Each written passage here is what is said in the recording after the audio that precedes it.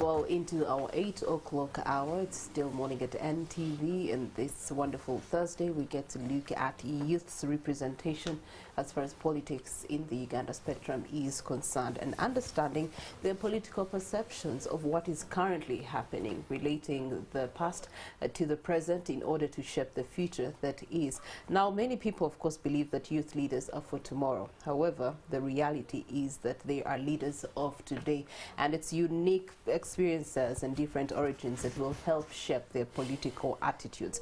Therefore, it's imperative that they learn more about politics, get involved in the energies of positive change, and become vanguards of the promotion as well as the protection of democracy.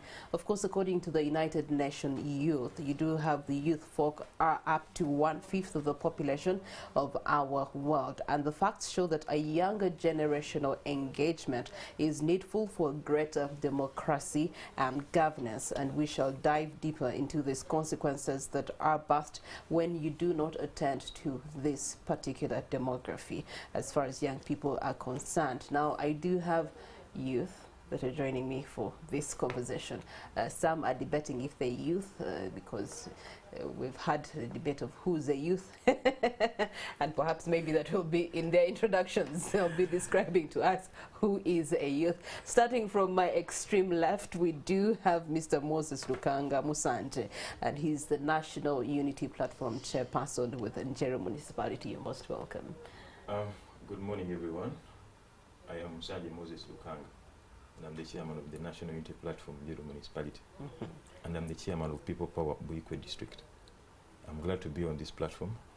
Must admit it is my first time, but I'm an ardent follower of this show, and for today I'm glad to be part of the panel. It's good to have you on this side. Who's a youth according to you? According to me, I think a youth is one between the age of 15 and 30, something like that. I would think so. Okay. So one of the reasons they say Uganda has the youngest population with the youth, they rank it between 15 and 30 years. So globally, Uganda has the youngest population of youths below 30 years. So I think, in my perception, a youth is one between, maybe it depends on whoever is, but I think between 15 and 30, something like that. All right. Yeah. Okay, let's take another voice in that regard and perspective and find out from Regina Akullu, who is the Learning and Impact Coordinator, and that is a global platform with ActionAid. Grace, you're most welcome to the program. Thank you. In your introductory, who's the youth? Thank you very much. My name is Regina Akullu. I'm the Learning and Impact Coordinator at ActionAid International Uganda. I'm going with a standard definition of what a youth is. To me, a youth is a young person between the ages of 18 to 35. Yeah. Okay. 15 to 30? I mean 18 to 35. 18 to 35. Yes. Okay, all right. See, maybe Maxon Mwezi will help us balance out between 15 to 30, 18 to 35. But of course, he's with the NRM Youth League, and we're glad to have you once again on the program. Thank you, Priscilla. Good morning, Uganda and the viewers. I'm happy once again to have the opportunity to be hosted here. Yeah. And who's a youth according to you? So many perspectives. You have the Ugandan perspective, the African perspective, and also the UN perspective. But generally, when you look at the young people at the age of 12, are already making contributions to society. So in my view,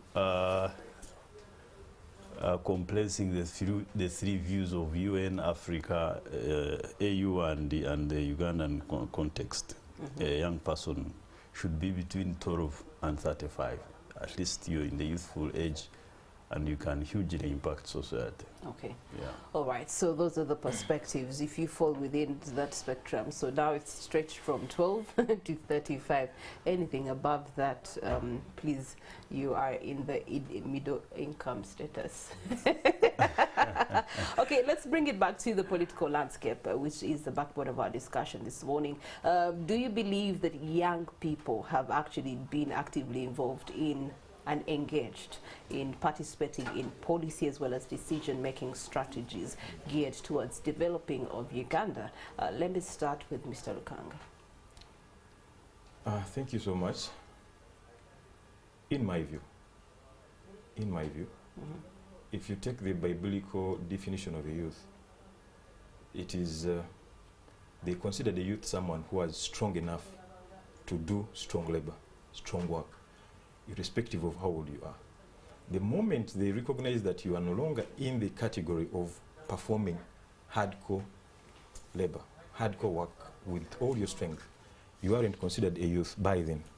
So if you consider today in Uganda, chances are limited that the youth are encompassed.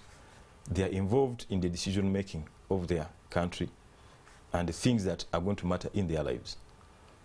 See, you can't know how the youth are being involved if you don't know the political landscape of the country. What shapes tomorrow, what shapes the future is the decisions that are made politically on behalf of the mothers, the children, fathers, young and old. So if you don't come up with a general perception, a general acceptance that they should participate in the politics of the country, politically, I mean, there must be a political will for the youths to involve in politics, in policies and politics of their country. So if you look at the demography of Uganda, politically, it is hard to accept that the youth have been given a leeway to participate in the policies of the country. We might have ministries, we might have whatever agencies they are, but they are there in name, but in actual sense, the youth and the voice of the youth is not being heard. If you take an example in 2020, when Facebook was shut down, Facebook is a platform through which the youth can express their views and opinions. Now, instead of the government, instead of whoever is holding the power and the will to let them express their views, had to shut down Facebook. There is someone on TikTok who is moving around trying to say TikTok is bad for the youth, TikTok is bad for the youth. But what do they have to do? We are here today, four of us.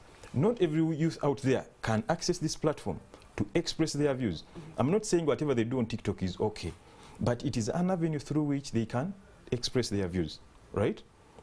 So that being said, the youth, through education, they can attain the highest level of how to deliberate, how to express their issues before the public. Now, between 2014 and 2020, 2021, 2022, the number of youths that are being given or granted university scholarships is dwindling. For example, in 2014, the 1,260 that were benefiting from the high education school fees, student school fees finance board. But as of today, 2023, that board has shut down. It is saying there is no funding for the youths. Now, the youths mean when you want to affect the youth, you make the decision now. You won't wait for them to be, 30 years down the road to affect their future. Okay. Their future is affected today. Now, until there is a total political will, I'm only saying that it shouldn't be in quasi name. It shouldn't be a quasi that there are principles that support the youth.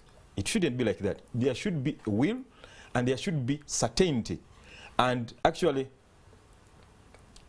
the true realization should be in the actual giving power to the youth to affect the political decisions in their country. When you speak of giving power to the youth, and Grace, I know that you have had as deep engagement with young people. Do you feel that that's the voice of young people? Is that the reality on ground when it comes to their participation and involvement in policy and decision making of strategies to their country? Thank you very much. Picking from your question, I would say partially yes and partially no. Of course, we need to start from the point of appreciating that the state and us as civil society organizations have recognized the power and influence that young people have to influence policy policy processes to develop this country, which is true. However, my partially no is backed up by the fact that we have very low representation of young people in influential positions of leadership. I want to take directly the statistics of Parliament of Uganda right now. You realize that just 3.8% of the representation of Parliament constitutes young people. And when I say young people, these are people between the ages of 21 to 30. But also when you look at between 31 to 40, it's just 24%, meaning almost half of the population of representatives of Parliament are made of people out of the youth bracket. And so that makes it very difficult for me to say yes, totally or fully, that young people are really being representing their interests, or their interests are fully represented. Therefore, on the issue of power, of course, power is something that all of us understand that if you have the power, you can influence. And power comes with many statuses, such as positions, economic statuses, education statuses. And if you look at the composition of young people, much as they are taking a greater percentage of the population of the world, and in Uganda in particular, you realize that the number of young people in the employment sector, in the business sector, in Parliament of Uganda, just like I have just stated, even in the cultural institutions, religious institutions, young people are very few. Okay, and so your argument is based on the fact that there could be some, but it's limited because very limited of the numbers. Well, we do have a youth national leader here representing, I believe, quite a number of young people in the country. And Mr. Muhwezi, as you give us your perspective on policy and decision-making strategies, young people being actively involved, you've been actively involved in this, so maybe you have a different school of thought. But also, as you give us your perspective to this, discourse, there's another question that raises from what they have submitted. I know that government has really tried to ensure that they empower the young people. They've come up with youth livelihood programs.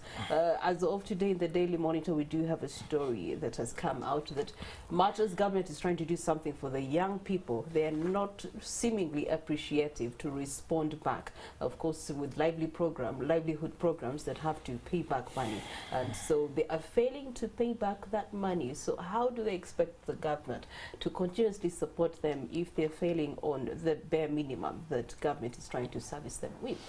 Okay, thank you very much. I have listened to my brother Moses. You see,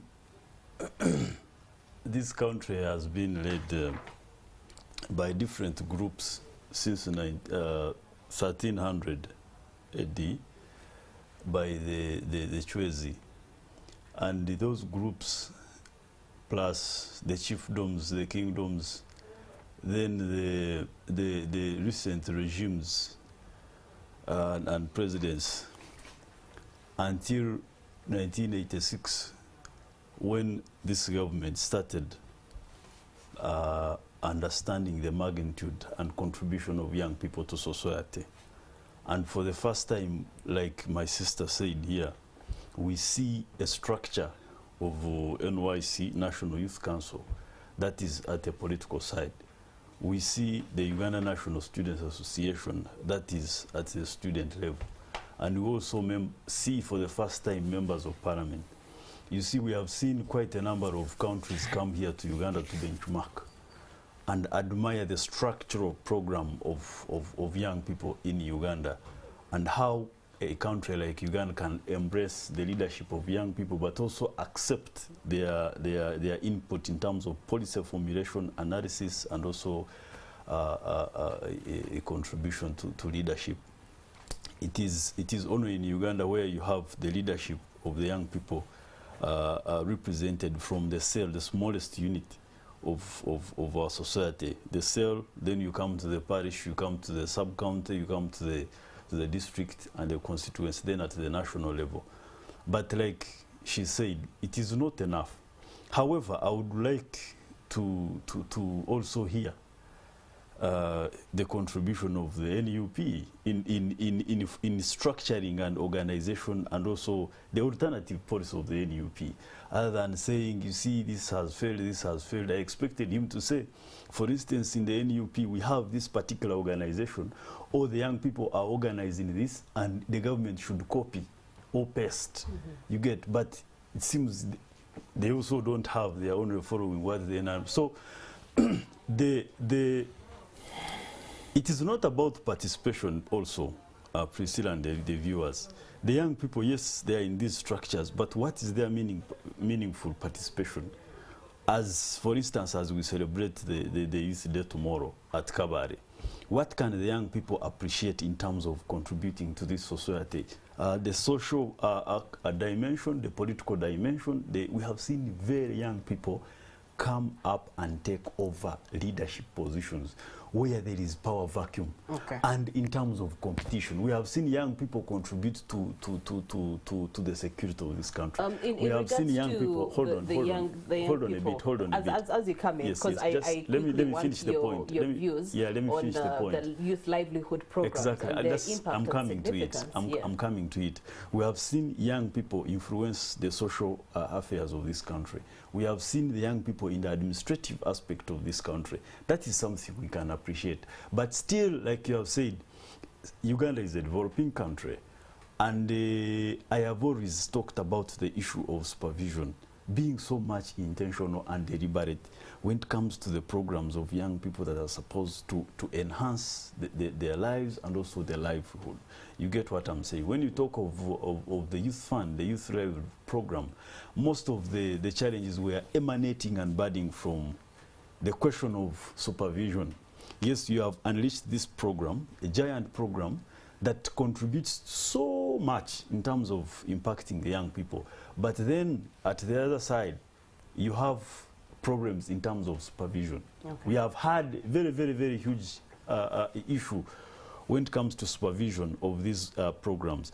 But I've been following the statistics. We need to streamline. Yes, I've been following the statistics of the performance of PDM. Let me finish. Just let me finish. No, you gave him time. You gave him 10 minutes. No, you have more time. Let's come back to youth participation. In regards, if I may interject on what you do, you can't. Before you do, we were talking about youth participation. One of the opportunities of participation in politics, of course, is when we do have the elective season coming through, and young people going to the polls to make their decision. In most recent years, we've seen a twist in that activity. It's been commercialized. It's an exchange that happens. A kilo of sugar for a vote, some 5,000 shillings for a vote. And so if young people have entered into that kind of trend, it begs the future of meaningful politics, meaningful engagements when the time comes for them to be in positions of leaders, because rightly they're already leaders. Let me start with you, Grace. Yes, from that point. Moses was ready. I was more ready than Moses. She's the moderator at the end of the day. Yes, thank you very much, colleagues. Yes, just like Albert has always told us in his quote, that the led must not be compelled, to choose who should lead them, but rather should be given opportunity to identify leaders whom they want to lead them. It is important at this point for us to realize and also to appreciate that, yes, we've had the opportunity to elect our leaders, but to what extent has it been free and fair? Have we been coerced? Have we been compelled? Have we been, deceived in quotes, or lured or to do otherwise or not? Now, in respect to what we are talking about, commercialization of politics, it is real, not only in Uganda, but nationwide. You realize that, yes, this commercialization of politics in the world or in Uganda has made it quite difficult for young people to take on positions of leadership. And if you look at many young people who have gotten to aspire as leaders, they've been relegated into comic corners.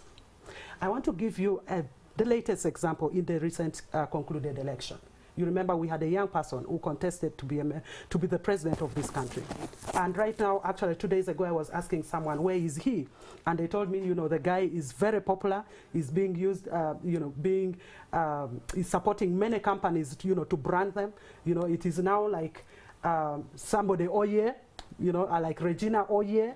So the intentions or the motives, the ideologies that young people have to present on table as leaders has actually seized, you know, has been turned around, has been reshaped into a comic kind of thing other than leadership. The aspect, getting back, you realize that yes, the conditions that have been attached for one to become a leader. I personally aspired at one time to become a leader when I was a youth, and it was quite expensive for me. Nomination fee is 3 million shillings. And you know, somebody who is a young person, unemployed, given the high rates of unemployment among young people, they don't have that. They have very limited livelihood options that they can, you know, turn to. They have very limited information and mentors or people who can inspire them to take leadership positions in this country. So it is for me a trap, you know, or something that has been put to buy young people to get into influential leadership positions. And yes, the idea or the passion and the perception that we have, or the people or the community have towards people who go into leadership position, has actually also turned from them taking them to the promised land or influencing decisions or policies in their favor into what do I benefit as an individual if I elect so and so. And for that matter, people want to benefit from the leaders even before they get into the leadership from positions. what you have said, Mr. Lukanga, when we look at recently, you did have, you know, political parties meeting under one roof to have an assessment of the electoral process and how fair it is, especially for the young people. And there's some reformation recommendations that came through. Of course, they then refused to table it before Parliament. But from your perspective, what do you believe needs to be altered presently so that it can secure the future of meaningful youth participation in politics? Thank you so much. I believe that unless we change the political will of plot number 1 in Nakasero, whoever sits in plot number 1 in Nakasero has the political will that affects the whole country. Now, unless that changes, nothing is going to happen. Why? If you disenfranchise the youth, and they are disenfranchised in very many aspects, through very many aspects. Now, if you know, like she has said, the youth, when you go for elections, they are demanded, if you want to stand for chairmanship, a certain amount of money. If you want to come to the positions that really influence the politics of the country, the wave, the direction a youth's life is going to take, you're charged 3 million shillings to stand for MP. So you are disenfranchising the youth. Someone between 18 and you know, and 30, chances are so high that he hasn't yet come up with 3 million shillings. Now this has to be put into context. The money has to be reduced. When we went for those elections of 2021, I must say it was the most brutal election in the history of Uganda, where close to 120 people died. That is one way or another disenfranchising the youth. You're threatening them. You're telling them that this is a no-go zone, and yet they must influence their life through the politics of the country unless they participate into the politics. Stand and be voted. If you aren't, you're not plugged into the decision making. Now, whatever celebrations are there, they are a mockery. They are quasi, just to show that there is youth participation, but in actual sense, there is none. So what should we do? Or what should be done? What should be done, in my view, Uganda should settle the political question. And when I talk of the political question, I mean how power shifts from one president to another. That is the biggest test Uganda will ever face. Through that test, passing that test, countries have passed it. Kenya has passed it, South Africa has passed it, and in one way or another, they are better than Uganda. And there'll be a ripple effect to that. The rest, okay. Or the rest of, all right, you haven't let me talk about the private sector. Why would I talk about the private sector? The way Uganda has neglected, the way this government has neglected the private sector, you're denying the youths a chance to participate in the private sector. In Uganda today, they are the politicians that are the richest in the country. Okay. A country that develops and needs to develop, that needs to look after its youth, has to empower the private sector. It is through the private sector that the youth are going to come up and participate in the economy of the country.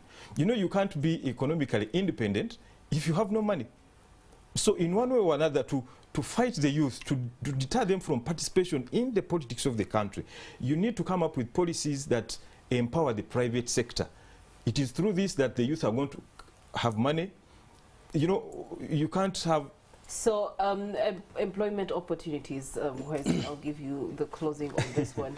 We do have unemployment that is very high for us in Uganda, yet our population is largely a youthful population. So what does that translate into the future of this country if that status is not attended to? And I also want you to speak into the fact that perhaps we are having gaps in voter education as far as youth are concerned, to attract them to have meaningful participation in their political trajectories. Yeah, on that very one, like I said, all of us here seem to forget that Uganda is a developing country. And every day, every year, there is something that is added.